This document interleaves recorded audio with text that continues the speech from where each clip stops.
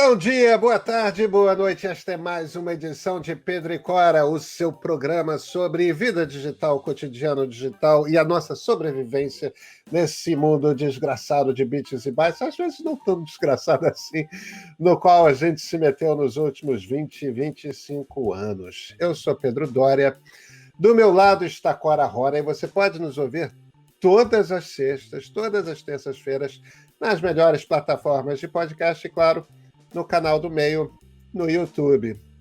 Cora Ronen, qual é o nosso assunto de hoje? Rapaz, esse mundo desgraçado digital acabou de levar 15 vídeos do presidente Bolsonaro pro saco. Felizmente, estava na hora de alguém fazer isso. Pois é, o YouTube decidiu que 15 vídeos oficiais do presidente da República eram desinformação e, olha, limou. Esse é o nosso assunto de hoje. E, bem, claro, não ficamos só nisso. Vem com a gente!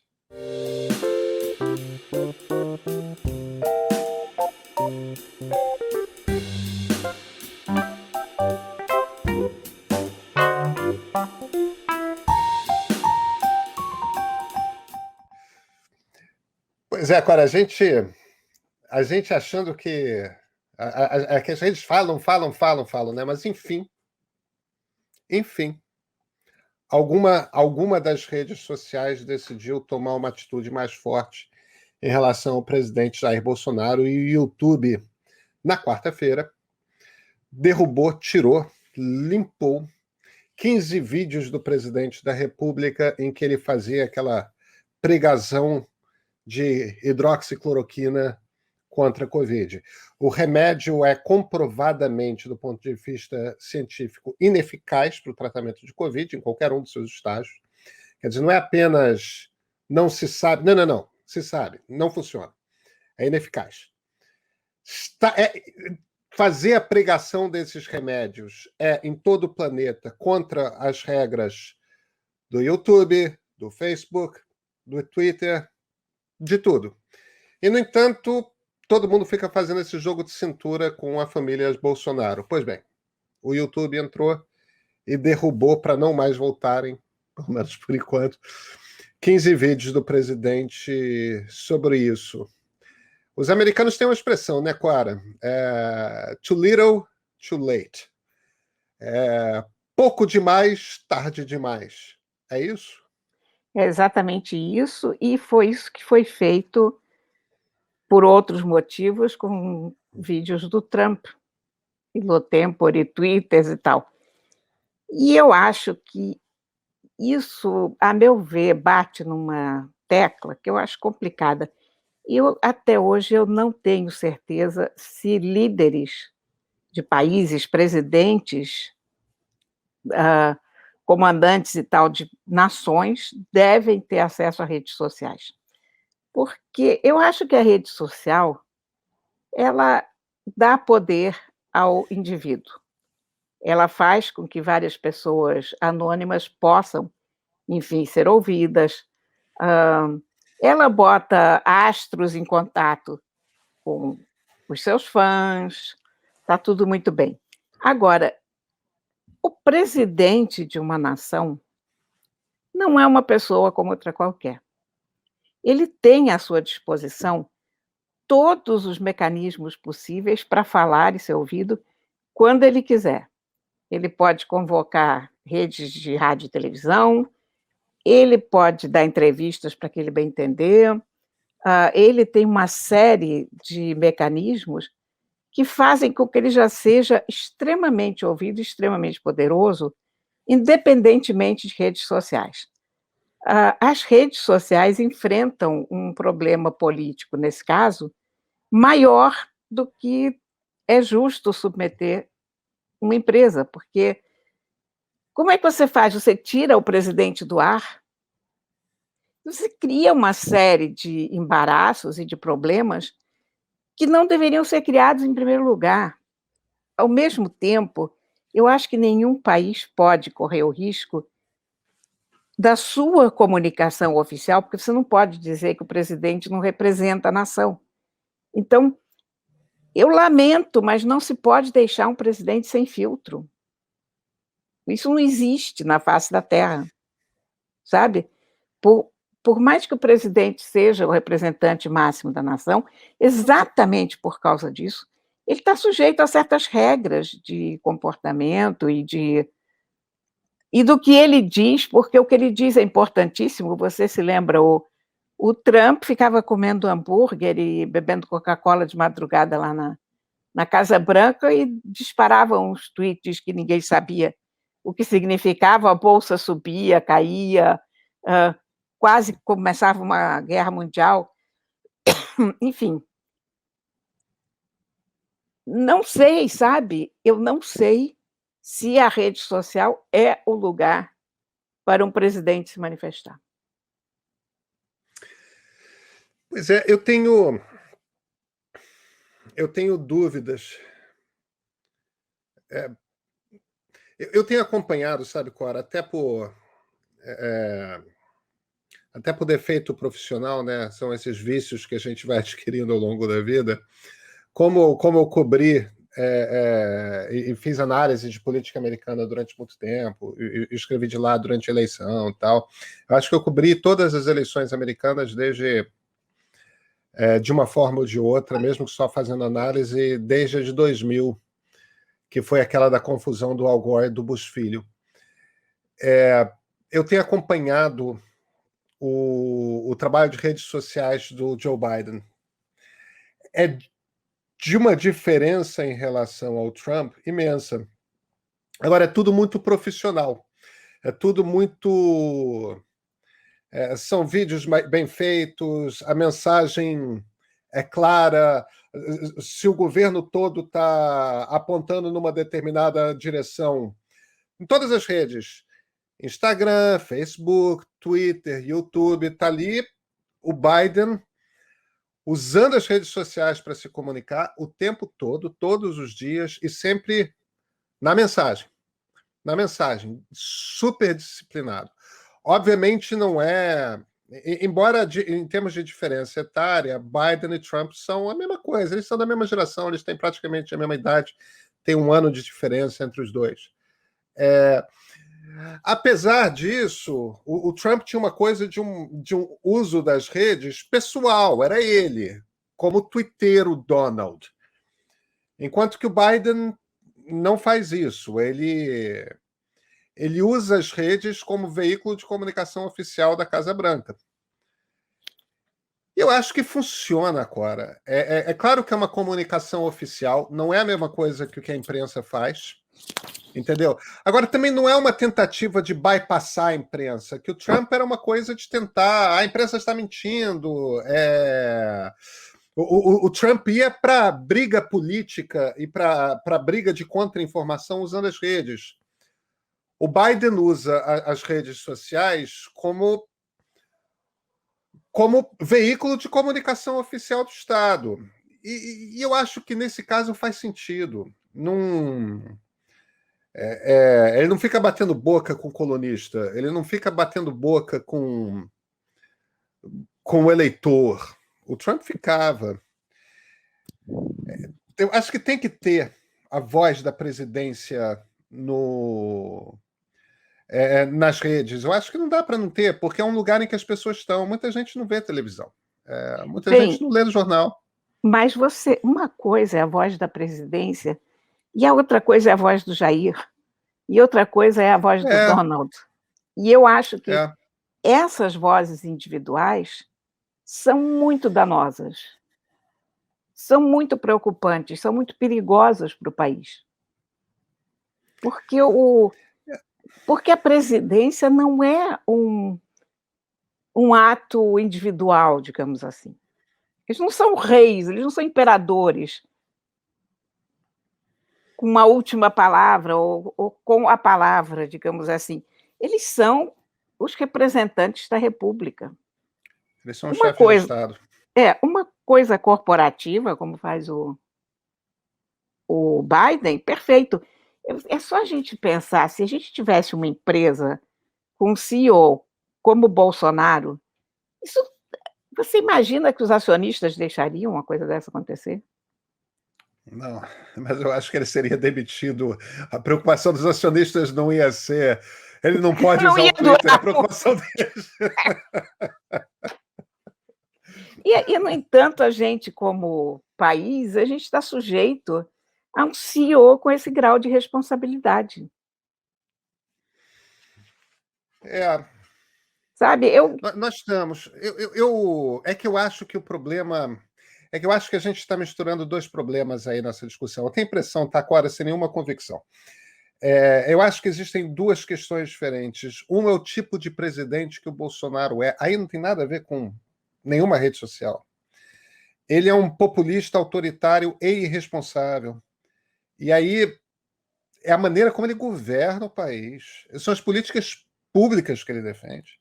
São irresponsáveis, são autoritárias e tem sempre aquele apelo à turma dele, né? Aos eleitores dele, aquele um quinto a um quarto da população que se mantém leal a ele e a ninguém mais. Então, por um lado, tem esse aspecto. Aí impedir o cara de falar na rede social não vai resolver nada do problema, eu acho. Ou muito pouco.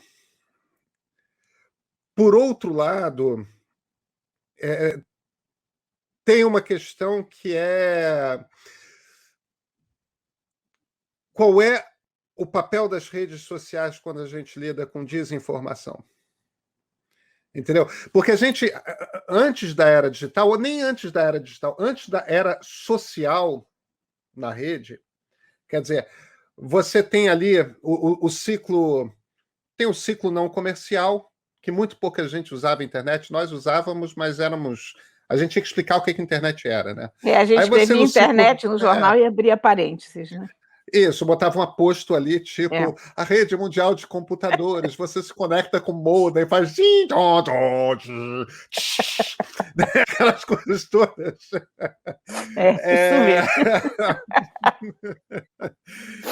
Aí depois você tem o ciclo da web gráfica, que é quando começa a internet comercial. Você tem aquilo que a gente chamava na época de web 2.0, né? Que é a era dos blogs, que começa a ter comentário de leitor, né? Aquela coisa. E aí vem a era que a gente está agora, que é a era móvel e social, que é uma outra era da internet. A gente está na terceira era, na terceira idade da internet comercial. E até a segunda, as regras antigas valiam. Do que eu estou falando? O que eu estou falando é o seguinte: um veículo de comunicação tem o responsável por aquele conteúdo, entendeu? Que pode ser o dono do jornal e o seu editor-chefe, ou pode ser o blogueiro. Mas você sabe quem que é o responsável por aquele conteúdo. O problema das redes sociais é que elas atingem bilhões de pessoas ou centenas de milhões de pessoas e fica aquele jogo de não, nós não somos responsáveis pelo conteúdo. Cada pessoa que publica é responsável pelo que publica. E estaria tudo muito bacana se não tivesse um pequeno detalhe.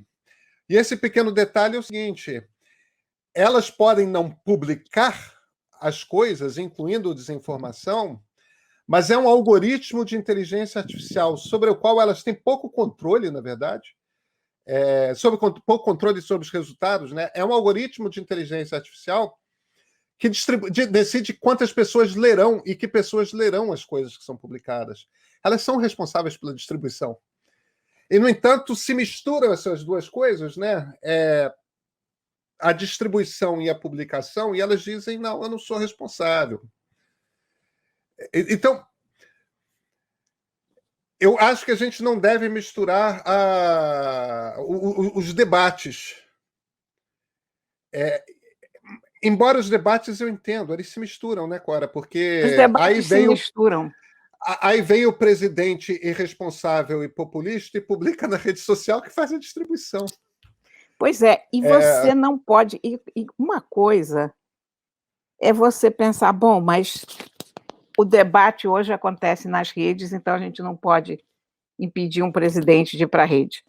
O problema é que a responsabilidade, o peso que tem a palavra de um presidente, eu não sei, sabe, se a rede social é o lugar para uma coisa tão poderosa se manifestar.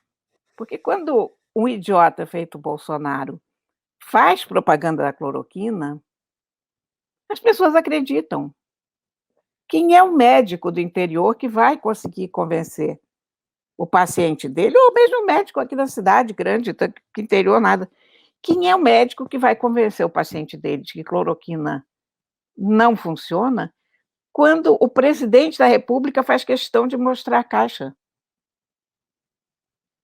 Quer dizer, isso é tão absurdo, sabe? É tão louco, porque eu não vejo uma transmissão oficial, a rede de comunicação oficial do governo, uma transmissão, aquelas típicas transmissões às 8 horas da noite, cadeia de emissoras do Brasil inteiro, papapá, e eu não vejo um idiota mostrando um pacote de cloroquina numa comunicação daquelas.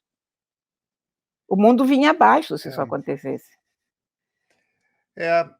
Tem uma informalidade mesmo das redes que convida a isso, né? O presidente Joe Biden, na sexta-feira passada, ele acusou as redes de serem responsáveis pelo assassinato, pela morte de pessoas. Isso é por conta de campanha contra a vacinação que existe na rede social. E o Biden se baseou num estudo de uma ONG, que é um estudo chocante, Cora, porque a conclusão a qual essa ONG chegou é o seguinte: 12 pessoas são responsáveis por 65% da desinformação sobre vacinas em inglês. 12 pessoas. Pois é.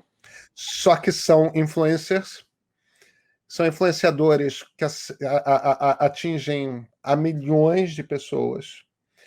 Um deles é médico. Outro, Robert Kennedy Jr., né, filho do Bobby Kennedy. Aí você vê, são pessoas assim que são anti-vaxxers, são sujeitos que... Eric Clapton. O Eric Clapton não é uma das 12 pessoas, mas o Eric Clapton, que é um dos maiores guitarristas da história. Mas Eric Clapton acaba de dizer que não vai tocar em lugares que peçam o passaporte da vacina, né? O que provavelmente vai querer dizer que ele não vai tocar em lugar nenhum, né? A questão é a seguinte, é que a palavra de um presidente ainda está acima da palavra de um influencer. Um presidente ainda tem um peso simbólico maior do que qualquer influencer. Por mais seguidores que tem o Felipe Neto, por mais seguidores que tem o Whindersson, o presidente da República está ou estaria acima disso. Ele é a figura máxima da República, deveria ser. E eu acho que esse lugar simbólico não pode ser ocupado de uma forma informal. Por isso, quando eu falo que um presidente não deveria usar redes sociais, eu estou falando nessa versão individual, nessa versão ser humano do presidente. O ser humano de terno e gravata, com a faixa, o que você quiser, isso pode, claro, isso é como o Biden tem feito, é uma coisa oficial. Está perfeito, é o CEO de qualquer grande companhia. Agora, isso que está acontecendo aqui no Brasil, isso que aconteceu nos Estados Unidos, isso não poderia acontecer. E a sociedade ainda não inventou uma forma de se precaver contra isso, porque deixar essa responsabilidade na mão de meia dúzia de empresas é muito arriscado. É arriscado mesmo. E um ponto eu acho que tem razão. Essa é um outro caminho de solução, ser uma regulação estatal que, a partir do momento que o sujeito é presidente da República, ele abre mão de ter uma vida pessoal na internet. Exatamente. Isso é uma maneira de você regular e talvez resolver o problema. Talvez. O presidente da República não pode ser um ser humano como outro qualquer na rede social. Ele é um ser humano como outro qualquer, na vida real. Mas ele é um símbolo, ele representa muita coisa para poder sair falando besteira em qualquer lugar, sabe? É.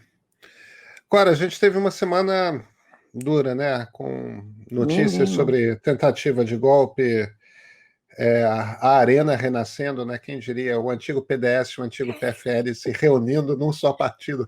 Que partido é esse que não a Arena, o é, partido de é sustentação do regime impressionante. militar, que vai ser o partido de sustentação do governo dos militares em 2021.